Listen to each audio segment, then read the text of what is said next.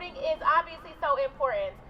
You all know that, that's why you're here today. For about a month, Midian Holmes and Devion Fugit have been showing up for Black Lives Matter events. So let's get out there and let's vote today. Thank you. So yeah, we've been coming out. Each time to demand change. This is where the protests and the marches turn into action. This time to do something about that change. Your vote just doesn't count for you, it counts for your community. This is where we actually ensure that the changes that we demand are happening. At the ballot box. Vote, vote, vote, vote, vote.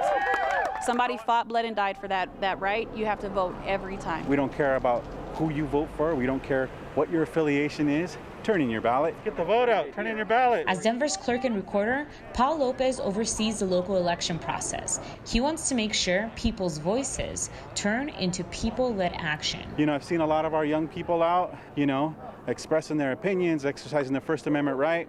But the one thing that young people tend to not do is vote. And I want to make sure we change that story. One person, one vote at a time. We literally have, as a society, allowed for history and the shame of our history to repeat itself. So we're right back here doing the same thing. So we have to make sure that at this time, when we change this has to be a real change. It has to be a new normal. It has to be a new culture. For 9 News, I'm Sonia Gutierrez.